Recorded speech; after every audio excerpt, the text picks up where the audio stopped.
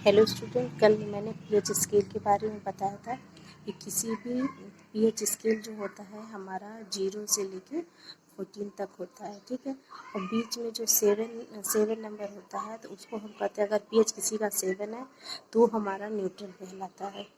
ठीक है, अगर 7 से कम है तो पीएच वैल्यू अगर 7 से कम है तो वो एसिडिक कहलाती है, और अगर 7 से ज़्यादा है तो वो हमारा बेसिक कहलाता है। ठीक है, ये चीज़ें हमने बता दी थी।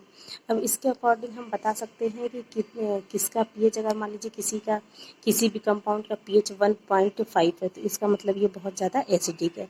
जितना ज़्यादा पीएच कम होगा उतना ही ज़्यादा हाइड्रोजन आयन कंसनट्रेशन उतना ही ज़्यादा होगा, और जितना ज़्यादा H+ आयन होगा उतना ही ज़्यादा वो एसिडिक होगा।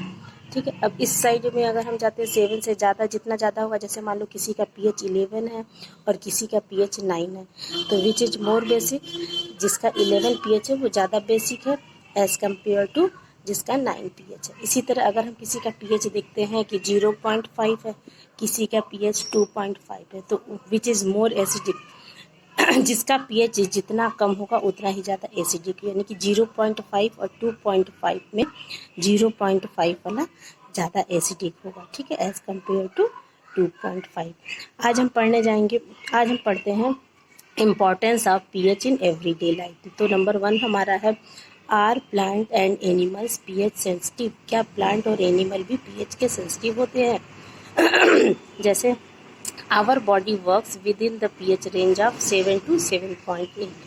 ठीक है, हमारा जो बॉडी वर्क करता है किस पीएच में करता है? 7 से 7.8 के बीच में। Living organism can survive only in the narrow range of pH change when pH of rain water is less than 5.6। अगर पीएच रेन वाटर का पीएच कितना है? 5.6 से कम है, तो इसका मतलब वो क्या कहलाएगा? एसिड रेन कहलाता है। When acid rain flow into river, अब यही एसिड रेन कहाँ पे जा रहा है? नदियों में जा रहा है। It lowers the pH of river water. ठीक है, तो वहाँ पे क्या कर देता है कि रिवर वाटर के पीएच को भी कम कर देता है। The survival of aquatic life in such river becomes difficult. अब वहाँ पे एसिडिटी बढ़ जाने के कारण क्या होता है, जो एक्वेटिक लाइफ होती है, जो पानी में रहने वाले जंतु होते हैं, उनको सर्वाइव करने में बहुत कठिनाई होती है।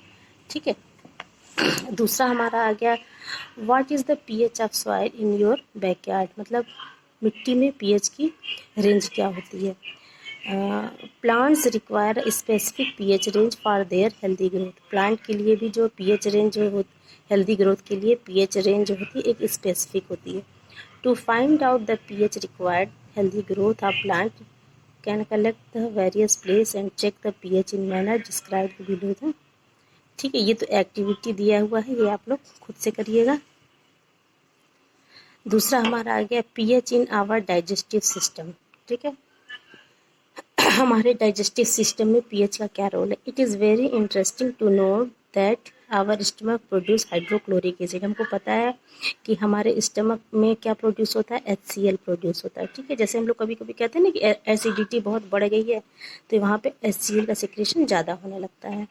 It help in the digestion of food without harming the stomach. अब ये जो HCl का सिक्रेशन हो रहा है, ये क्या किस में हेल्प करता है? फूड को डाइजेस्ट करने में हेल्प करता है। During indigestion the stomach produce too much acid and this causes pain and irritation. जब हमारा खाना पचता नहीं है, अपच होने लगता है, इनडाइजेशन होने लगता है, तो उस समय क्या होता है कि स्टमक ढेर सारे एसिड को प्रोड्यूस करने लगता है, उसकी वजह से पेट में दर्द होने लगता है, इरिटेशन होने लगती है। To get rid of this pain people use bases called antacid. ठीक है, और मतलब इससे छुटकारा पाने के लिए, इस दर्द से या इरिटेशन से, जैसे अपच होती है तो पेट में बहुत प्रॉब्लम होने लगती है, उससे छुटकारा पाने के लिए पीपल क्या यूज़ करते हैं? एंटासिड का। जैसे हम लोग क्या करते हैं, अगर मान लो एसिडिटी बढ़ गई तो इनो पी लेते हैं।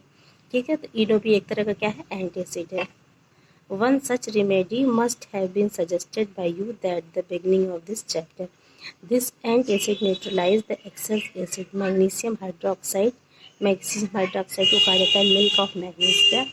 The mild base is often used for this purpose. जैसे हम क्या करते हैं, हमने बताया था कि एसिड और बेस आपस में रिएक्ट हो करके न्यूट्रल हो जाते हैं, तो इसी तरह जब हमारे स्टमक में एसिड की मात्रा ज़्यादा हो जाती है तो एसिडिटी को कम करने के लिए हम बेस का यूज़ कर लेते हैं। बेस हमारा क्या होता है, एंटीएसिड जिसे कहा जाता है, मिल्क ऑफ मैग्नीशिया, जैसे हम इनो पी लेते हैं तो वहाँ पे क्या हो जाता है, एसिड और बेस में रिएक्शन होके वहाँ पे न्यूट्रलाइज होने लगते हैं।